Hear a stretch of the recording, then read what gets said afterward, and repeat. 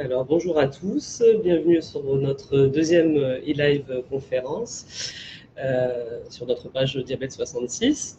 Donc, je suis le docteur Radaoui, je travaille dans le service d'endocrinologie et donc, comme vous le savez, nous avons lancé ces e-live conférences dans le cadre de la restructuration de notre site internet et de notre page Facebook.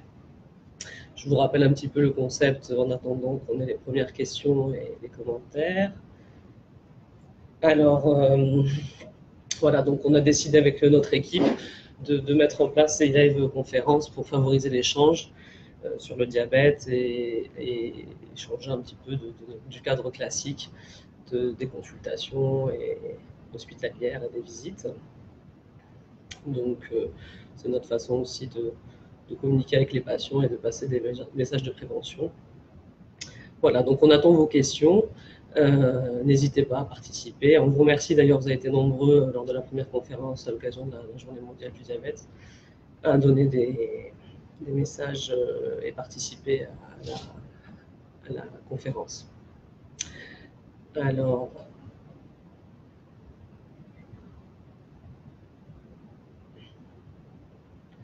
donc je rappelle aussi qu'il y a eu pas mal de questions en dehors des live conférences, en sachant qu'on va essayer de les organiser de façon hebdomadaire et vous aurez également des conférences à thème qui vous seront annoncées au fur et à mesure via des notifications qu'on vous enverra si vous êtes abonné à notre page Diabète 66. Donc il est important de vous y abonner pour recevoir ces notifications, connaître les dates des prochaines e-live et leurs thématiques.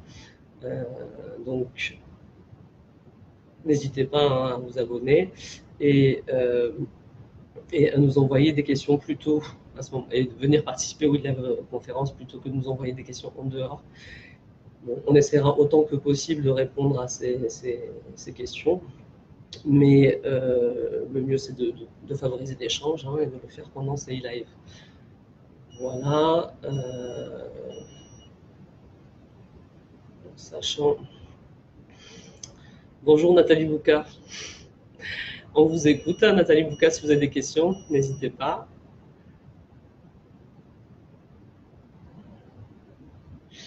Voilà, donc on a vu qu'effectivement, en dehors de ces live conférences, il y avait pas mal d'échanges, notamment entre les patients, donc ce qui est une très bonne chose. Ça favorise le partage des expériences personnelles, ça peut apporter des réponses à certains, mais vous n'aurez pas la garantie d'une réponse d'un professionnel de santé de notre équipe. Donc voilà, attendez ces live conférences pour qu'on échange ensemble. Voilà. Bonjour Marie Bédoc. Alors, voilà. Vous souffrez de la maladie de Crohn. D'accord. Et vous êtes diabétique. D'accord. Donc, quelle est votre question, si on peut vous aider, Marie? Donc la fatigue peut à la fois être expliquée par le diabète si vous êtes déséquilibré, en sachant que les traitements de la maladie de Crohn, notamment les anti-inflammatoires et les corticothérapies, peuvent en effet provoquer des hyperglycémies et déséquilibrer votre diabète. Donc si vous avez besoin de réadapter votre traitement, il faut vous rapprocher donc, de votre médecin traitant ou de votre diabétologue donc, pour adapter votre traitement. Si le traitement de la maladie de Crohn déséquilibre votre diabète, ce qui peut effectivement participer à vous fatiguer et ne pas vous aider à vous sentir mieux. Alors, Nathalie Bouka, l'activité physique est-elle un atout dans la prise en charge des diabétiques avec des facteurs de risque cardiovasculaire élevés? Tout à fait. C'est même, elle fait partie de la prise en charge du trépied qu'on recommande dans la prise en charge du diabète, puisque on sait qu'il faut avant tout mettre en place un régime diététique adapté. Il faut l'associer à une activité physique et puis à les thérapeutiques médicamenteuses qui viennent dans un troisième temps nous aider à équilibrer le diabète.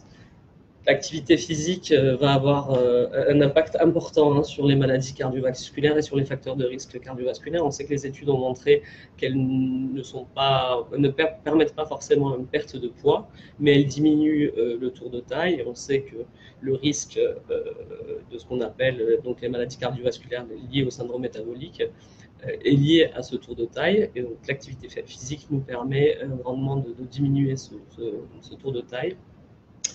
Et ça améliore aussi pas mal de facteurs autres, notamment le bien-être moral, physique, qui peut nous aider aussi à se sentir mieux et à mieux gérer son diabète.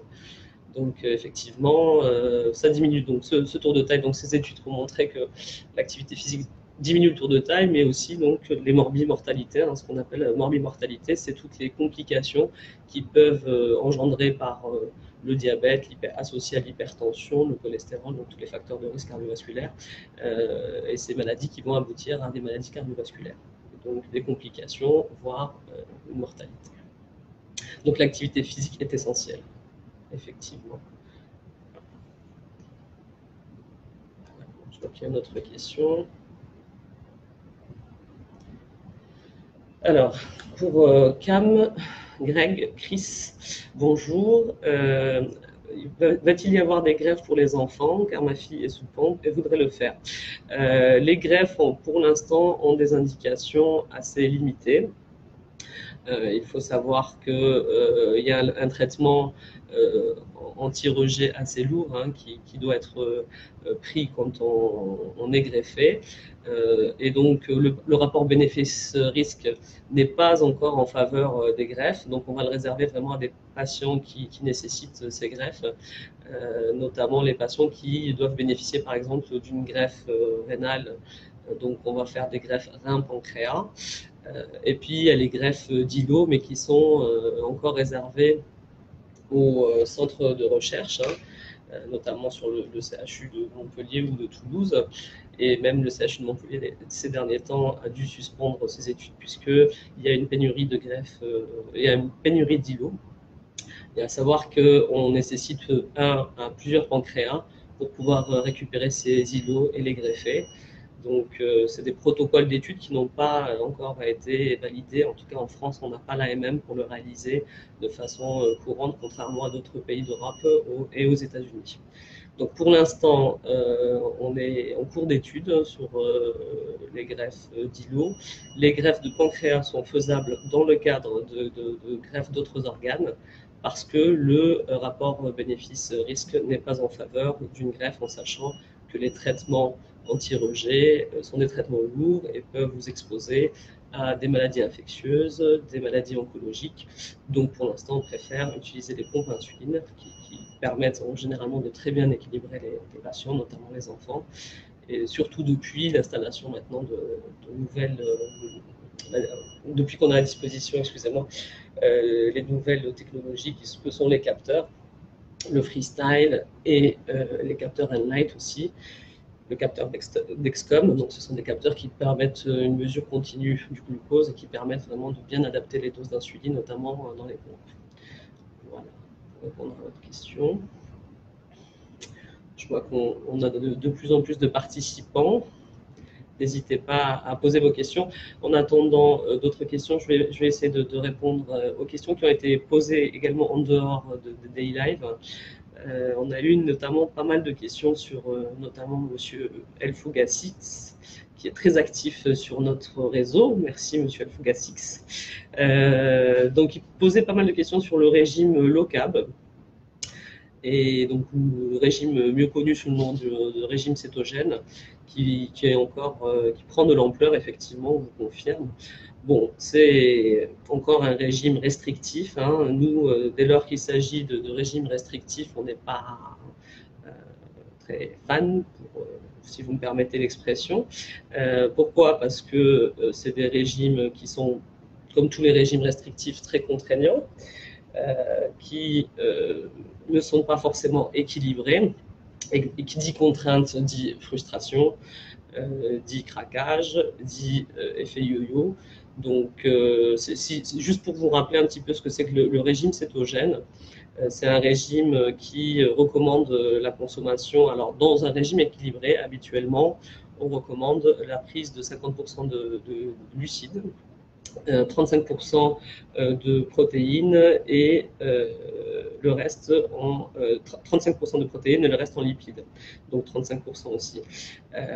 Donc là, dans le régime cétogène, on va favoriser, on va inverser un petit peu les pourcentages. Ce sera à base essentiellement de 90% de lipides, hein, ce qui paraît énorme.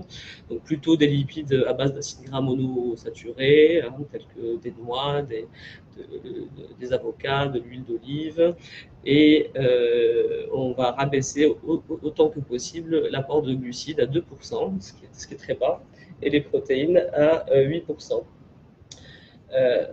Donc, bon, a priori, il y a eu des études qui ont été réalisées, mais plutôt sur les diabétiques de type 2, notamment aux États-Unis, qui ont été publiées dans Diabète Thérapie, et qui ont montré une réduction grâce à ce régime de l'hémoglobine glyquée, une perte de poids, et la réduction des doses d'insuline et des traitements.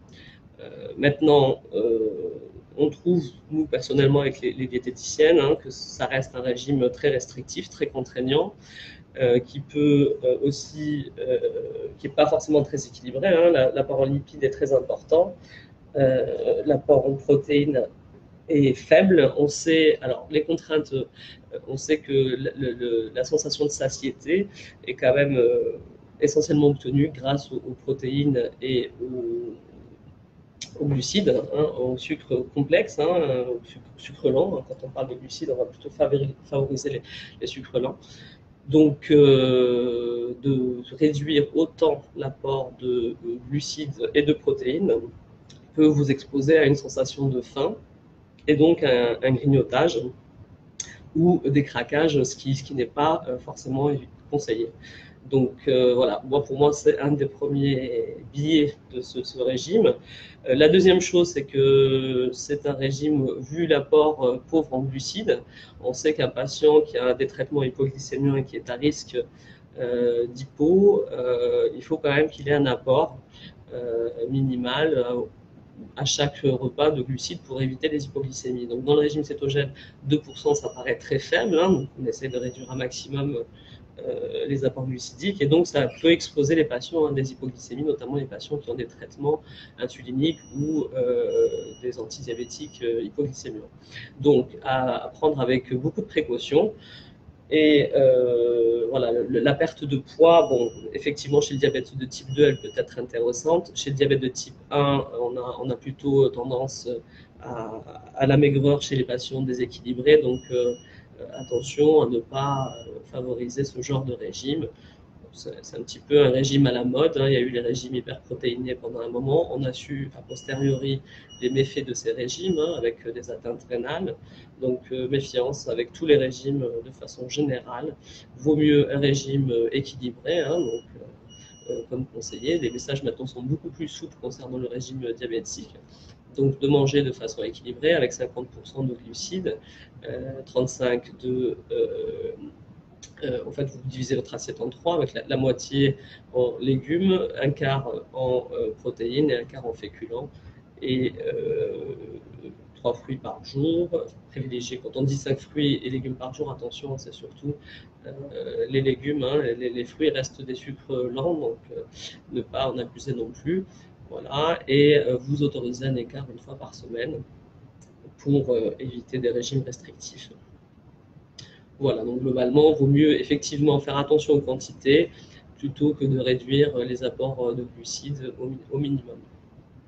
Ça, c'était pour répondre à M. Elfougassis. Alors, on va voir si on a d'autres questions. J'ai l'impression que ça va.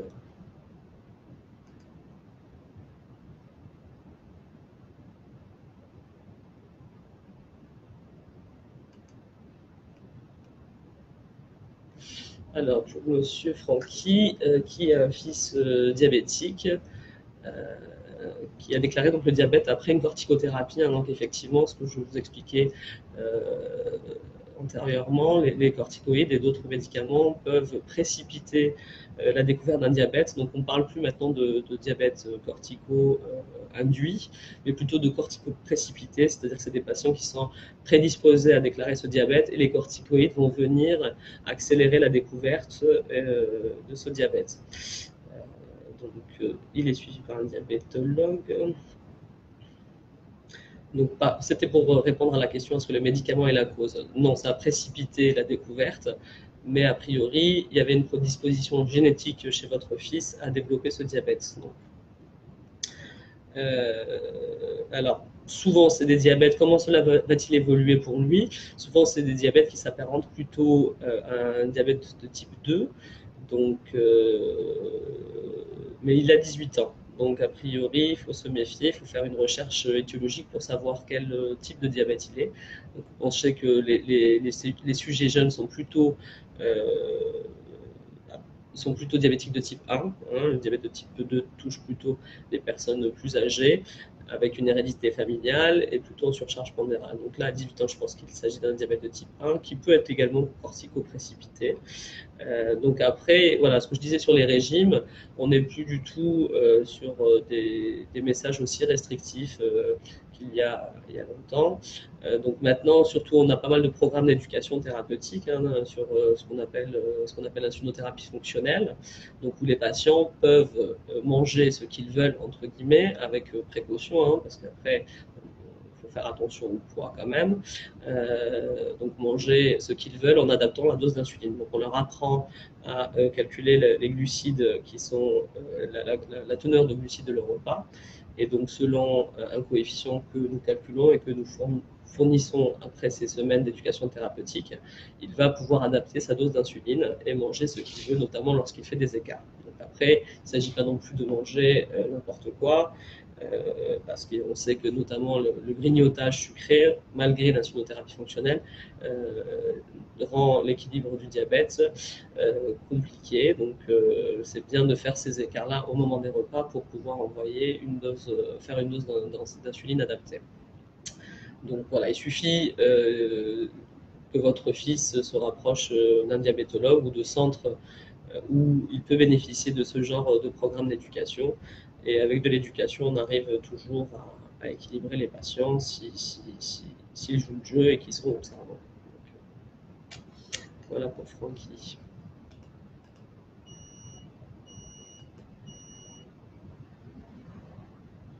Alors par rapport à Marie, toujours pour revenir au régime, hein, il n'y a pas de régime spécifique. Le régime conseillé, c'est le régime que tout le monde doit tenir. Donc ce que je vous rappelais, hein, même en dehors même par rapport à l'hormonothérapie, donc il n'y a pas plus de risque avec une hormonothérapie. Il suffit de manger équilibré, hein, donc comme je disais tout à l'heure, vous découpez votre assiette en 3, la moitié de légumes et un quart de protéines, un quart de féculents. Privilégier les sucres lents, évidemment les farines complètes. Il faut savoir que tous les produits transformés, les farines transformées, maintenant, s'apparentent davantage à des sucres rapides que des sucres lents. C'est ce qui fait d'ailleurs qu'on a des glycémies très élevées lorsqu'on mange des pâtes transformées, alors qu'on a tendance à croire que c'est des sucres lents. Donc faites attention hein, et privilégiez vraiment les sucres lents, les farines complètes.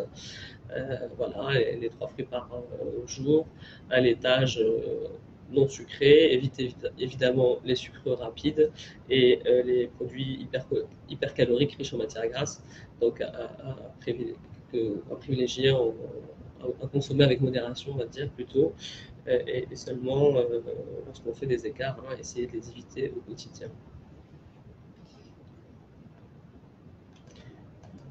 Est-ce qu'on a un nouveau commentaire? Voilà.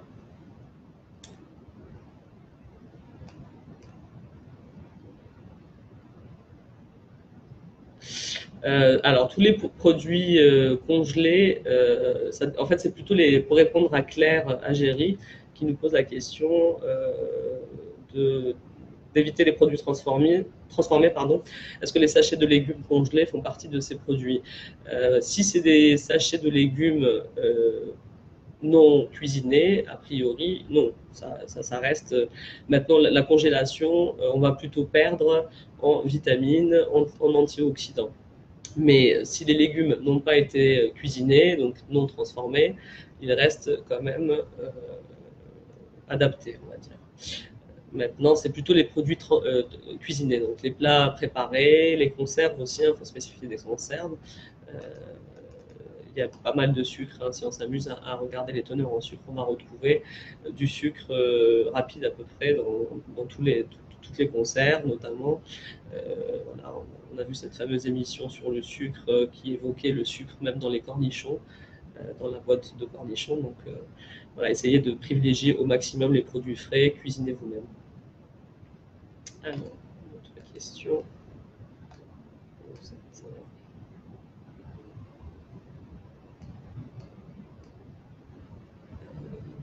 J'ai loupé quelques questions.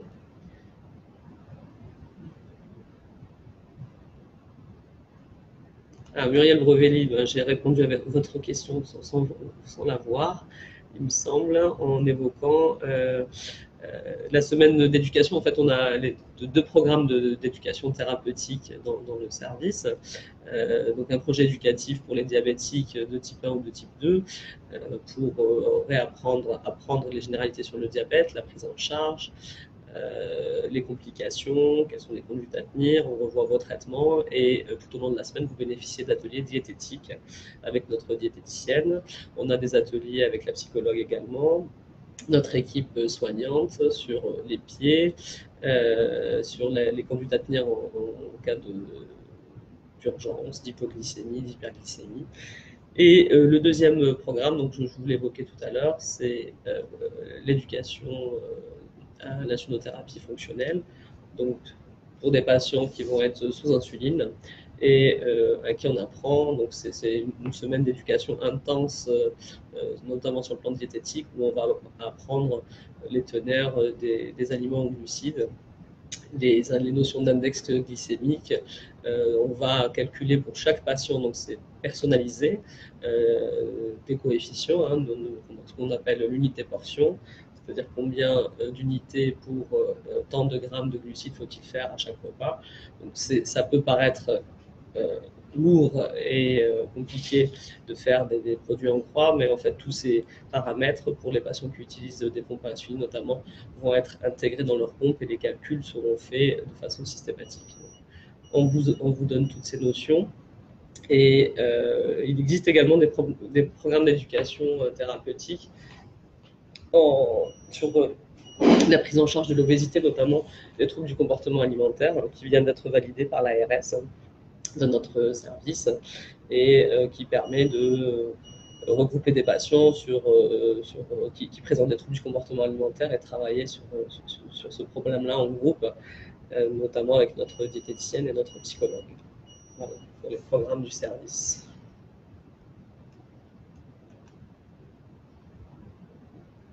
Alors, Nathalie Bouka, j'ai été mise sous un Ozempic par mon diabétologue. Que pensez-vous de ce nouveau produit? A-t-il un réel effet probant sur la perte de poids, comme me l'a confirmé mon diabétologue? Alors, l'Ozempic, je rappelle, c'est un analogue GLP-1, donc c'est ce qu'on appelle un antidiabétique injectable. Alors, il se fait, donc ce n'est pas de l'insuline, on insiste. Donc ça s'injecte en sous-cutané, donc comme l'insuline, mais ce n'en est pas. Ça agit de façon intelligente. Pourquoi? Parce que ça va pousser le pancréas à sécréter de l'insuline au moment de l'arrivée du bol alimentaire dans l'estomac. Donc c'est une hormone, à travers des hormones qui sont sécrétées par l'estomac, on va aller stimuler la production d'insuline par le pancréas au moment de l'arrivée du bol alimentaire, ce qui évite les hypoglycémies. Donc l'avantage de ce médicament, c'est qu'on va réguler le diabète en évitant les hypoglycémies. Et on va avoir également un effet satiétogène par plusieurs biais. Donc le premier, c'est sur un effet cérébral, hein, sur la sensation de satiété, donc, qui va être stimulée. Et puis, ça va ralentir également la vidange gastrique. Donc, vous allez digérer plus lentement et donc vous aurez cet effet satiétogène. D'où d'ailleurs l'effet secondaire principal qui est le plus fréquent, qui peut provoquer cet effet, le fait de ralentir un peu trop la vidange gastrique, ça peut provoquer des nausées, voire des vomissements, mais on vous rassure là-dessus, généralement, il y a un effet d'accoutumance, donc il faut être patient au bout d'une, deux, trois injections, en sachant que c'est une injection hebdomadaire. Votre corps va s'habituer et votre estomac va s'habituer, vous aurez cette sensation de nausée qui s'estompe. Donc, il va surtout permettre l'équilibre glycémique, donc ça reste un antidiabétique, on va prescrire chez les patients diabétiques, et avoir un effet pondéral assez important. Effectivement, on a des patients qui ont perdu entre 5 à 10 kilos. Donc, moi, j'ai même eu des patients qui ont atteint les moins 15 kilos avec ce médicament, qui, a priori, présente des effets franchement intéressants sur le diabète et le poids. Donc, on sait que l'enjeu du poids dans le diabète de type 2, notamment, va être important. Donc, c'est intéressant d'utiliser ce genre de produit tout en évitant les hypoglycémies.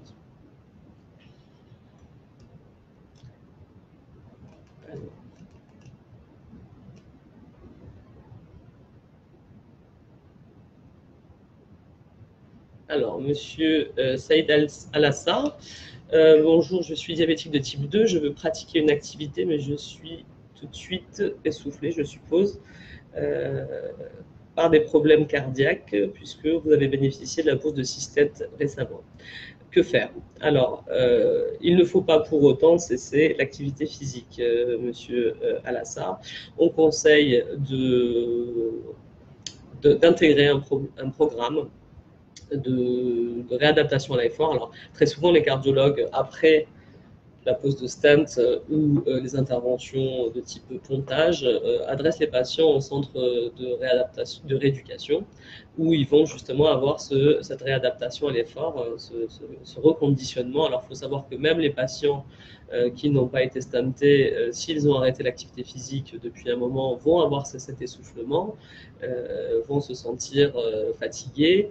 Et donc, il ne faut pas pour autant renoncer. Alors, avec l'aval de votre cardiologue, bien évidemment, pour ceux qui ont fait des problèmes cardiaques, reprendre une activité progressive. Alors, vous pouvez le faire seul, en commençant par de la marche, par exemple, et vous fixez des objectifs progressifs, que ce soit en durée ou en intensité. Mais vous pouvez aussi intégrer, donc je vous parlais de programmes en centre de rééducation ou avec vos kinés, pour réaliser donc une rééducation à l'effort. Donc on progresse assez vite, donc il ne faut pas se décourager, il faut mettre des objectifs petits au début et augmenter petit à petit l'intensité ou la durée de l'exercice. Voilà, donc en sachant qu'on peut, nous médecins, prescrire ces programmes de renforcement de rééducation à l'effort et de renforcement musculaire. Il faut savoir que pour l'instant, les prescriptions sont acceptées par la sécurité sociale et on va aller de plus en plus. Il n'y a pas de cadre législatif très clair là-dessus, mais étant donné que l'idéal, ce serait de développer la prévention en France, on va aller de plus en plus vers ce genre de prescription. On espère en tout cas. Donc je vous encourage, monsieur Alassa, de reprendre l'activité physique et de ne pas cesser, voilà, que ce soit progressif, avec l'aval de votre cardiologue, bien sûr. Et vous retrouverez un souffle correct assez rapidement. Ensuite, monsieur Chandelier Christophe, bonjour, je suis diabétique type 2 sans traitement, car le taux, d'après mon médecin, ne bénéficie pas de prise de médicaments. Est-ce une bonne nouvelle pour moi? Alors, il faut savoir, donc, je suppose, monsieur Chandelier, vous êtes diabétique de type 2. Il faut savoir que le premier traitement, donc j'ai évoqué au début de l'iLive les 3 trépieds de la prise en charge du diabète, et que le premier traitement du diabète de type 2 consiste à mettre en place une alimentation équilibrée et adaptée, en évitant les sucres rapides au quotidien, tout en se faisant plaisir de temps en temps. Donc, le régime diététique associé à une activité physique régulière va permettre, va permettre d'équilibrer le diabète, et c'est le premier traitement du diabète qui doit le rester tout au long de la maladie. Hein. On sait que c'est une maladie chronique qui va évoluer dans le temps. Donc, quels que soient les traitements qu'on va vous mettre en place progressivement, il faut toujours continuer et poursuivre le régime pour éviter l'escalade thérapeutique, éviter d'augmenter les traitements. On ne traite pas hein, les excès diététiques avec les antidiabétiques ou l'insuline. Donc, on ne peut pas équilibrer les patients si au niveau diététique, ça ne suit pas. Ça suit pas. Après, il faut savoir que la maladie est évolutive, hein, donc on sait qu'au bout d'un certain temps, et selon la génétique familiale et la sévérité de votre diabète, on va devoir plus ou moins mettre des antidiabétiques oraux rapidement ou voire une insulinothérapie parce que votre pancréas finit par se fatiguer, s'épuiser du fait, même en faisant attention à votre régime, ça reste une maladie chronique et évolutive. Vous avez moyen de freiner cette évolution en faisant un régime adapté et en associant une activité physique régulière. Donc, ce n'est pas une fatalité, hein, ça reste. Vous avez ce billet pour éviter l'évolution de la maladie, mais ça dépend aussi beaucoup de la génétique familiale et de la sévérité du diabète dans votre famille. Donc, effectivement, comme vous pesez 103 kg, chez vous, le fait de perdre du poids peut retarder considérablement l'évolution de la pathologie et vous éviter de prendre des antidiabétiques. Voilà.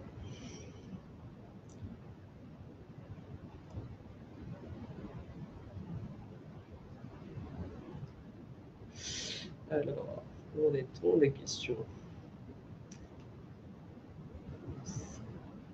Alors, pour Madame Ravel Caroline, qui nous pose la question pour son fils diabétique de type 1. Je le surveille toutes les nuits, il fait des hypos, des hyper. J'ai dû réduire mon temps de travail. Existe-t-il une aide pour compenser cette perte salaire? MDPH. Alors, excusez-moi. Pour les aidants, j'ai notion que l'État a mis en place des statuts juridiques et législatifs qui peuvent bénéficier d'une rémunération, effectivement, mais je ne suis pas sûr que ça puisse compenser votre salaire. Je n'ai pas les chiffres en tête. Hein, voilà. Pour ce qui est de votre... Alors, la MDPH, je pense qu'il faut plutôt vous adresser à votre assistante sociale dans votre conseil, du conseil départemental ou régional pour savoir, je ne suis pas sûr que ça passe par la MDPH, mais je sais qu'il y a effectivement, pour les aidants qui sont reconnus en tant qu'aidants, qui s'occupent d'une personne, qu'elle soit dans la famille ou une amie, vous pouvez bénéficier justement d'une aide. Voilà. Et pour ce qui est des hypos et des hyper, voilà, faut vous rapprocher là encore de votre diabétologue, voir un petit peu adapter son traitement au mieux, en sachant que les patients diabétiques de type 1 qui sont déséquilibrés, qui présentent beaucoup d'hypo, peuvent bénéficier de la G640 associée au capteur Enlight et qui permet d'arrêter la pompe. Ça anticipe, vous savez, un algorithme dans la pompe qui permet l'arrêt de la diffusion d'insuline et va vous éviter, en cas de tendance hypoglycémique, et donc va éviter les hypoglycémies, notamment nocturnes. Donc ça peut être très intéressant chez votre fils, en sachant que l'indication de cette pompe G640 associée au capteur Enlight, elle se fait pour les patients qui présentent des hypoglycémies sévères avec intervention d'un tiers, ou pour les patients qui ont une hémoglobine glyquée au-dessus de 8%. Donc elle peut concerner pas mal de diabétiques. Et nous, on est vraiment satisfaits des expériences qu'on a avec cette pompe G640 associée à l'Enlight, qui a cette fonction SmartGuard, donc d'arrêter la pompe en cas de tendance hypoglycémique. Donc ça prévient les hypoglycémies. Et il reprend le débit de la pompe seul, dès lors que vous êtes sorti de cette zone de danger. Donc votre fils notamment pourrait passer une nuit tranquillement sans faire d'hypo. La pompe s'est arrêtée seule et a repris seule. et pour autant il va se réveiller bien équilibré. Donc ça pourrait être peut-être intéressant pour que vous passiez de meilleures nuits et que vous ayez moins à le surveiller. On sait qu'en pédiatrie, ça marche très bien aussi. Les patients utilisent beaucoup ce genre de système et voilà, dès lors qu'il a une hémoglobine glyquée au-delà de 8% ou qu'il a fait des, des hypoglycémies sévères ayant nécessité votre intervention, il peut en bénéficier. Donc je vous conseille vivement de vous rapprocher de votre diabétologue pour voir si c'est possible de le mettre en place. La bière a un effet bénéfique sur le diabète, je ne suis pas certaine. Bon, tous les alcools, qu'ils soient forts ou doux, peuvent avoir un effet sur le diabète, mais plutôt hyperglycémiant. Il faut savoir que tout ce qui est alcool qu'on appelle doux, hein, le vin par exemple, va plutôt avoir une tendance à provoquer, plutôt avoir tendance à provoquer des hyperglycémies. En revanche, les alcools forts peuvent vous exposer aux hypoglycémies. Donc je considérais la bière comme un alcool doux, donc hyperglycémiant, donc méfiez-vous, un verre ça va, au-delà, bonjour la catastrophe, donc avec modération, mais c'est comme pour tout, hein, un écart de temps en temps est bien évidemment possible.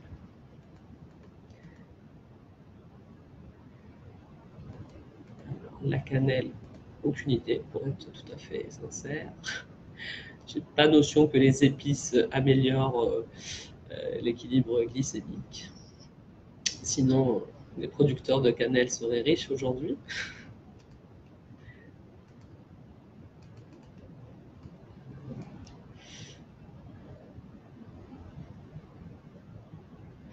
Alors, pour répondre à Mistigris, bonjour, je suis diabétique de type 1, découvert l'an dernier à l'âge de 42 ans, avec deux garçons âgés de 9 et 14 ans. Y a-t-il un suivi particulier au dépistage pour eux?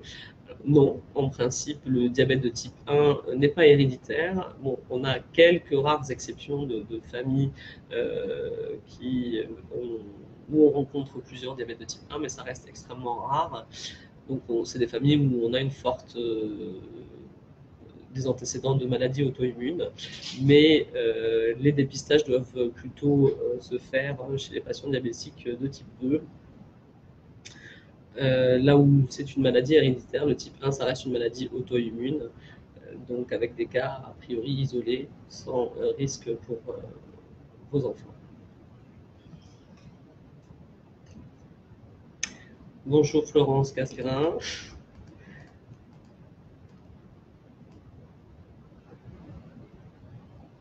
Pour les femmes à risque de diabète gestationnel, oui, il y a des risques et on réalise, alors les dépistages ne sont plus systématiques hein, pour toutes les femmes, on va identifier les femmes à risque, donc notamment les femmes qui vont présenter une surcharge pondérale avec un IMC au-delà de 25, les femmes qui ont des apparentés dans la famille de diabétiques, donc si vous avez dans votre famille un parent diabétique, au premier degré, que ce soit vos parents, vos oncles, vos tantes.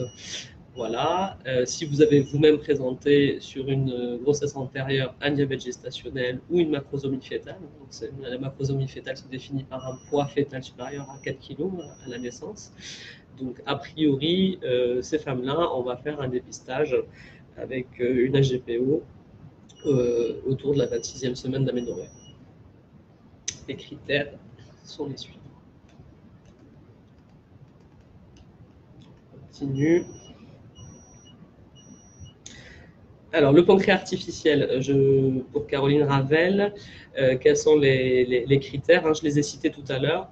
Le pancréas artificiel, pour l'instant, n'est pas remboursé en France. On est encore à la traîne pour changer. Donc, il faut savoir qu'aux États-Unis et dans tous les autres pays d'Europe, il a été remboursé et il est utilisé. Nous sommes, nous, actuellement en cours d'études. On a d'ailleurs le service d'endocrinologie, notre service à Perpignan va participer à une étude pour justement montrer l'intérêt et les avantages que ce pancréas artificiel va présenter. Donc le pancréas artificiel, pour justement aussi encourager le remboursement, on a espoir hein, que ça arrive dans les prochains mois. Je ne m'avance pas, mais voilà, on a des espoirs certains. Donc pour le pancréas artificiel, Ça consiste à l'association d'une pompe. Donc, actuellement, on dispose de la G640 et du capteur Enlight. Donc, j'évoquais tout à l'heure ces avantages, hein, d'éviter les hypoglycémies, de permettre d'arrêter la pompe avant l'hypo. Donc, c'est un système qui intervient uniquement sur les hypoglycémies. Et le pancréas artificiel, donc ce sera une pompe qui ressemble à la G640, donc ce sera la G670, et qui sera associée à un capteur également, mais cette fois-ci qui pourra intervenir à la fois sur les hypoglycémies et qui pourra corriger les hyperglycémies. Donc ça nous permet, donc le patient gardera quand même la main, il aura pour mission, on va dire, de rentrer, de prévenir la pompe des glucides qu'il va consommer. Et la pompe, grâce à plusieurs algorithmes, va pouvoir corriger les hypos, les hyper, et c'est ce qu'on appelle une boucle fermée. Donc on espère son remboursement en France, et on espère pouvoir vous la mettre en place dès que ce sera possible, en sachant que dans le service, on met en place déjà depuis plusieurs années, hein, même avant le remboursement, grâce à notre chef de service qui est très active et qui s'est battu pour. On a pu mettre en place les G640 et les capteurs Enlight qui ont permis d'équilibrer beaucoup de patients et d'éviter les comas hypoglycémiques. Donc pour la G640, je rappelle vite fait, et le capteur Enlight, les indications, c'est diabétique de type 1 qui a une pompe au moins depuis 6 mois et qui présente une hémoglobine glyquée au-delà de 8%, ou qui a présenté une hypoglycémie sévère ayant nécessité l'intervention d'un tiers. Donc, ça peut représenter pas mal de patients. Voilà pour répondre à la question. Alors, j'essaye d'avancer un peu plus vite, on a pas mal de questions là. Sans perdre le fil. Lorsqu'on est prédiabétique pour Régine, lorsqu'on est prédiabétique, devient-on obligatoirement diabétique dans l'avenir? A priori, vous avez de fortes chances effectivement que le prédiabète évolue vers le diabète. Comme je disais tout à l'heure, c'est une maladie chronique qui va évoluer avec le temps, puisque le pancréas petit à petit va s'épuiser.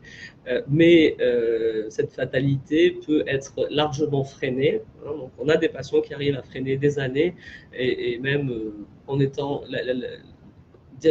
diabétique ne nécessitant pas de traitement. Donc finalement, en fait, la différence entre le prédiabète et le diabète, elle est simplement de chiffres, puisqu'on définit un prédiabète avec une glycémie supérieure à 10 et un diabète par une glycémie supérieure à 26. Pour autant qu'on soit prédiabétique ou diabétique, la prise en charge au début est la même. Hein. On va essayer de freiner la maladie, comme je disais tout à l'heure, en mettant en place essentiellement un régime adapté et une activité associée à une activité sportive qui nous permettent, dans certains cas, donc là encore, ça dépend de la sévérité du diabète dans notre famille et de la génétique, qui va nous permettre de freiner les choses pendant autant de temps que possible. Et puis, selon l'évolution de la glycémie et de l'hémoglobine glyquée, on avise d'introduire un traitement.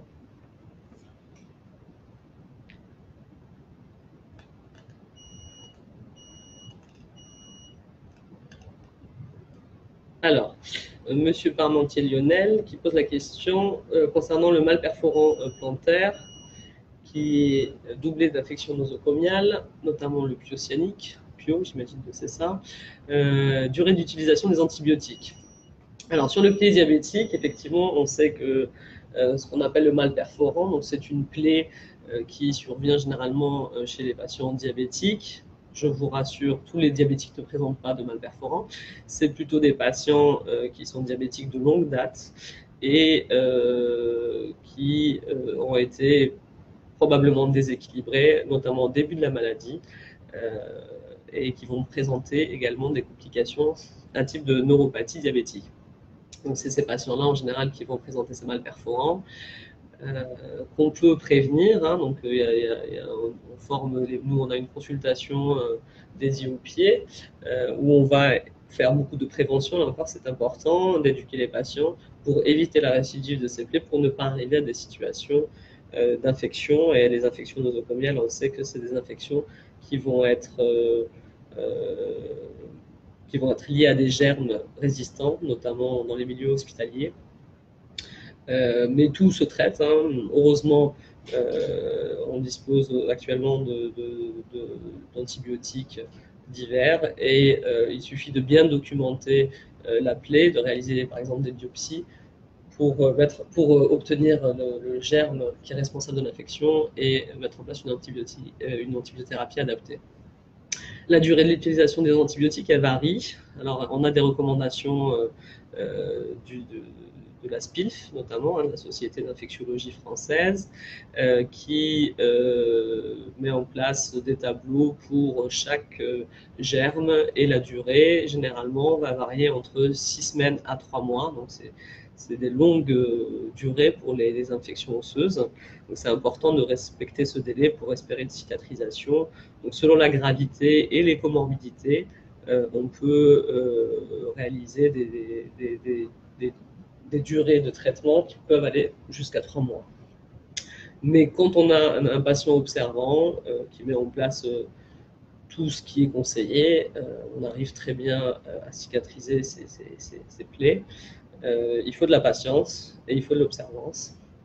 Et le facteur le plus important reste aussi le facteur vasculaire. Donc, on va surtout s'assurer que la vascularisation des pieds soit bonne pour pouvoir permettre la cicatrisation.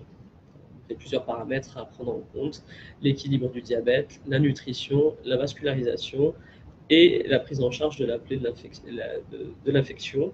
La décharge aussi est très importante pour ce type de plaie, hein. On sait que d'appuyer sur une plaie ne permet pas sa cicatrisation.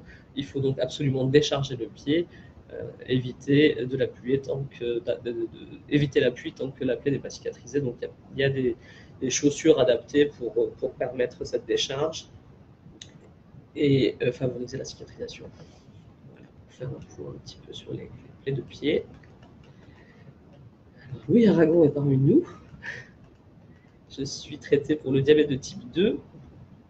Je suis suivi, c'est bien, diabétologue, cardiologue, ophtalmo, une fois par an, et par le médecin pour le traitement. Je dispose de Velmesia, donc, qui est une association hein, d'une gliptine et de metformine.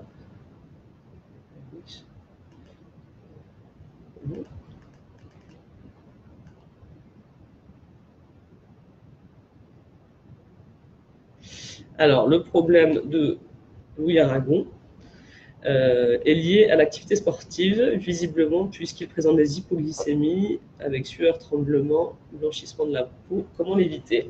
En sachant que son traitement, alors je ne suis pas sûr de disposer de tout le traitement avec le Velmesia et la metformine. Y a-t-il d'autres antidiabétiques oraux, Louis Aragon? Puisque, en principe, le traitement que vous avez ne provoque pas d'hypoglycémie. Donc, le Velmesia, qui est une association de metformine et de gliptine, ne provoque pas d'hypoglycémie. Alors, peut-être êtes-vous sous sulfamide, auquel cas, si vous avez quand même des hypoglycémies, étant donné qu'on ne peut pas adapter votre traitement, il est conseillé dans ces cas de prendre une collation avant votre activité physique de 20 grammes de glucides, par exemple, avant d'aller faire du sport, ou d'enrichir le repas qui précède votre activité physique de glucides pour éviter ces malaises. Après, il faut s'assurer qu'il s'agit bien d'une hypoglycémie, hein, que le malaise ne soit pas lié à d'autres pathologies. Donc, pour l'objectiver, il faut réaliser une glycémie capillaire à ces moments-là, pour s'assurer qu'il s'agit bien d'une hypoglycémie, donc, qui est définie par une glycémie capillaire en dessous de 0,70 g par litre. Si vous avez une glycémie correcte, je vous conseille de vous rapprocher de votre généraliste et votre cardiologue pour s'assurer qu'il ne s'agit pas d'un trouble du rythme ou d'une autre cause du malaise. 7h30 de sport par semaine, est-ce trop? On recommande 45 minutes 3 fois par semaine, mais bon, là, chacun a ses envies et ses besoins. Tant que ça ne vous fait pas de tort, pourquoi pas, hein, 7h30, bravo, il faut les faire, il faut avoir le temps aussi.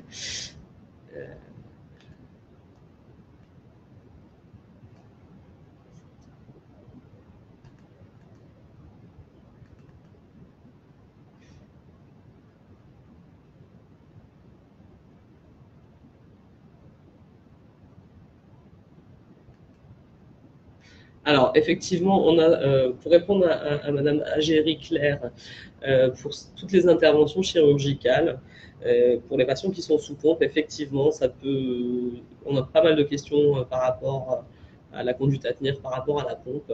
L'idéal étant d'arrêter la pompe ou de la retirer et de laisser les anesthésistes gérer.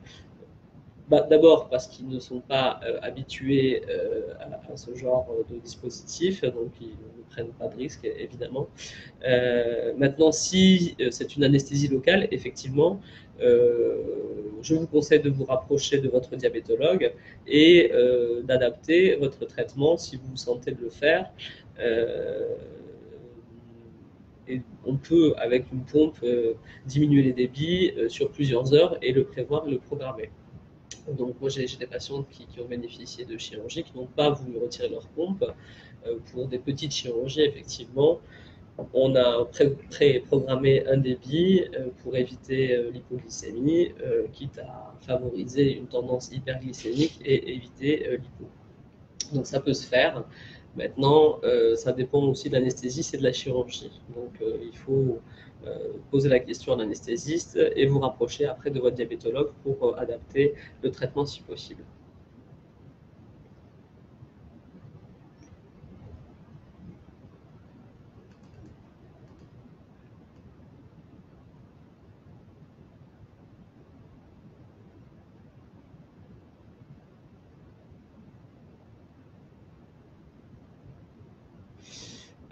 Aragon, Monsieur Aragon, oui, qui pose la question du meilleur taux de l'hémoglobine glyquée. On a des recommandations régulièrement euh, pour ce taux d'hémoglobine glyquée qui doit être adapté aux patients et à leur pathologie. Donc on ne doit pas tous avoir la même hémoglobine glyquée. Donc chez les patients de type 1 jeunes, on va être strict. Et étant donné que la pathologie va être évoluer sur plusieurs années et que les complications surviennent lorsque le diabète est déséquilibré pendant plusieurs années. Donc on va avoir des objectifs, par exemple chez le diabétique de type 1, à 6,5 d'hémoglobine glyquée. Pour les types 2 qui sont jeunes et qui n'ont pas de comorbidité, on va être sur les mêmes objectifs. En revanche, chez les patients notamment qui ont des comorbidités ou des complications lourdes, qui ont présenté un AVC par exemple ou un infarctus récent, étant donné qu'il faut absolument éviter les hypoglycémies chez ces patients-là, on va avoir un objectif d'hémoglobine glyquée un peu plus élevé qui peut monter jusqu'à 8%, voire 9% chez les patients très âgés et qui ont des comorbidités lourdes, chez qui, là encore, on va plutôt avoir un objectif d'éviter les hypoglycémies que d'éviter les complications à long terme. Donc, chez les personnes âgées, on sait que l'hypoglycémie peut être très délétère et poser problème. Merci Nathalie Bouquin pour vos encouragements.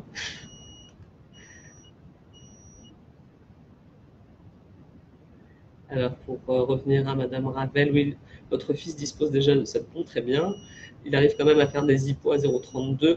Alors, le système de la fonction SmartGuard sur le capteur Enlight associé à la pompe G140 peut être mis en difficulté sur les bolus essentiellement. Donc, quand l'insuline est passée, il va s'arrêter, mais malheureusement pas assez tôt pour éviter l'hypoglycémie.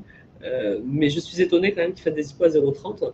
Les hippos qui surviennent avec ce système en général sont beaucoup plus moins importantes. Hein. C'est plutôt autour de 0,60, 0,70, mais rarement à ces taux-là. Donc il faudrait peut-être revoir les réglages de votre pompe, notamment à quel moment on a fixé le seuil hypoglycémique, à quel taux on a fixé le seuil hypoglycémique, et faire attention au bolus, notamment au rattrapage. Hein, les patients qui ont tendance à corriger en envoyant des bolus en dehors des repas et qui ne sont pas couverts par un repas s'exposent à des hypoglycémies.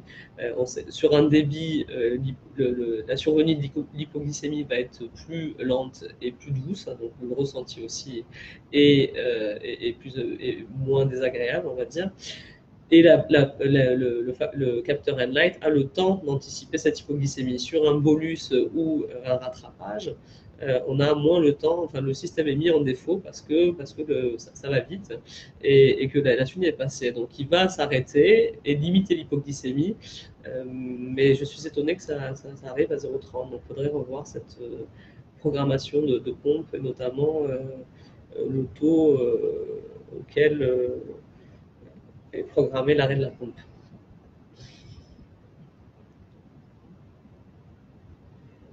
Alors, monsieur Bouboudia, qui est diabétique depuis 10 ans, pain complet, beurre au petit déjeuner. Oui, tout à fait, chez les patients diabétiques, on a tendance à, nos diététiciennes ont tendance à conseiller soit donc du pain complet associé soit au beurre, soit de la confiture, mais d'éviter de cumuler et matières grasses et sucre rapide, donc pour limiter l'alimentation hypercalorique. Mais vous avez le droit de vous faire plaisir une fois par semaine avec un croissant par exemple. Et si vous êtes sérieux le reste du temps, ça ne doit pas poser de soucis.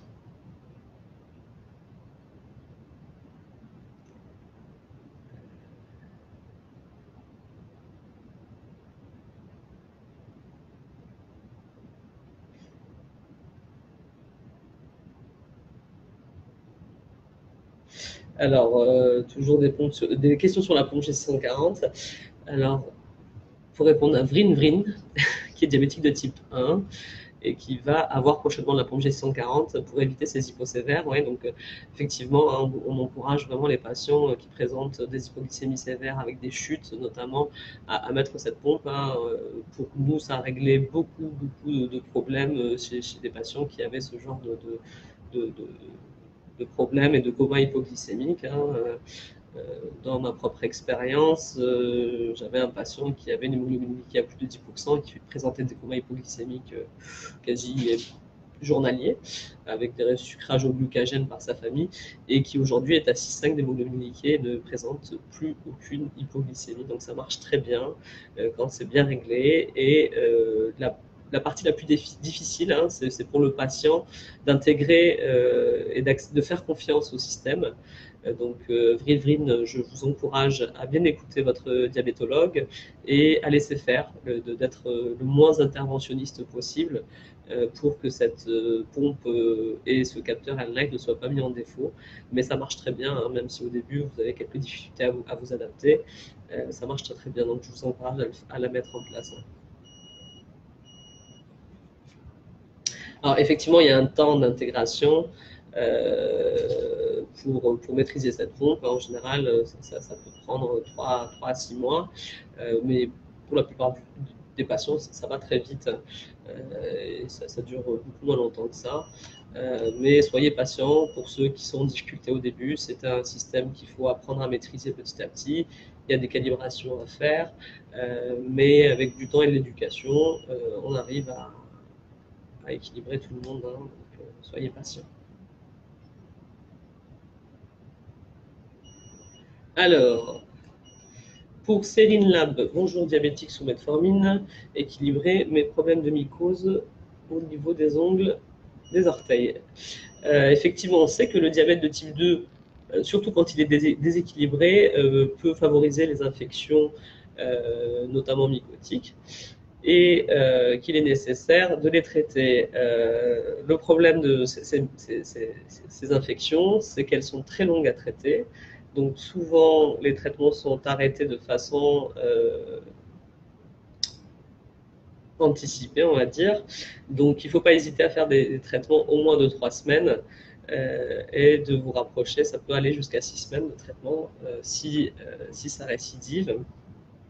Et pour les ongles, il existe des vernis à mettre en place. Euh, voilà, et pareil, il faut être patient, le traitement peut être très long. Et le diabète, effectivement, favorise malheureusement la survenue de ces infections. Plus vous allez l'équilibrer, moins ça arrivera, bien sûr. Mais on n'est pas à l'abri de ces infections-là et il ne faut pas hésiter à prolonger la durée des traitements. Ensuite,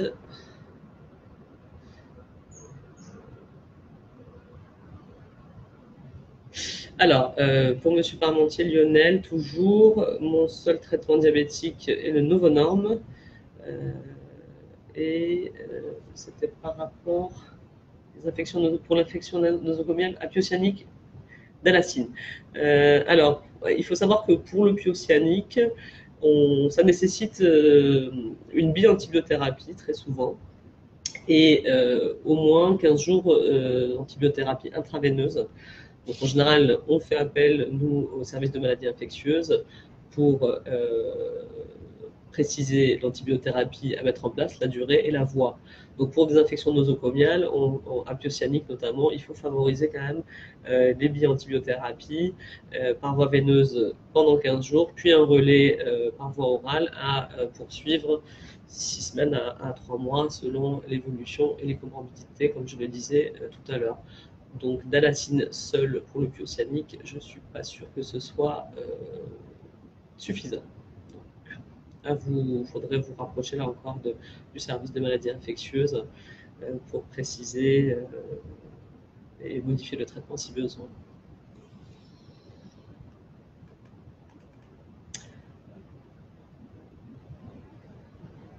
De rien, monsieur Aragon Louis, ça a été un plaisir d'échanger avec vous.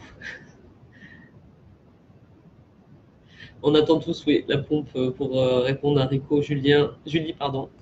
On attend effectivement la G640 avec impatience. Et vous nous faites partager l'expérience de votre fille qui a la G640. Oui, qui a limité grandement les hippos. Donc elle en fait très peu, effectivement, hein, c'est ce qu'on constate aussi. Nous, on est ravis de ce système, on l'utilise beaucoup. Et on est comme vous, on attend avec impatience la G170, tout à fait. Et Lorato, merci. Et bien, je crois qu'on arrive au remerciement. Et ça fait exactement 1 heure. Donc, merci d'avoir participé à cette e-live. On vous donne rendez-vous donc a priori de façon hebdomadaire. On adaptera selon vos questions et la demande. Et puis on mettra probablement des thématiques en place. On vous annoncera, hein, comme je vous l'ai expliqué au début de la live conférence, des thématiques via des notifications et la date. N'hésitez pas à nous faire parvenir vos questions. Donc, comme je vous le précisais tout à l'heure, vous n'avez pas la garantie d'avoir une réponse d'un professionnel de santé en dehors, hein, mais vous pouvez tout à fait avoir des échanges d'expériences entre patients, c'est une très bonne chose, il n'y a pas de souci. Mais privilégier ces moments de e-live pour favoriser notre échange et avoir des réponses par un médecin, hein, de notre équipe. On invitera également probablement d'autres soignants, hein, des paramédicaux et peut-être des patients aussi pour faire partager leur expérience. Donc, on vous annoncera les prochaines e-live, hein, et leurs thématiques sur la page Diabète 66. N'hésitez pas à vous abonner à cette page pour recevoir ces notifications et être prévenu. Voilà, au revoir.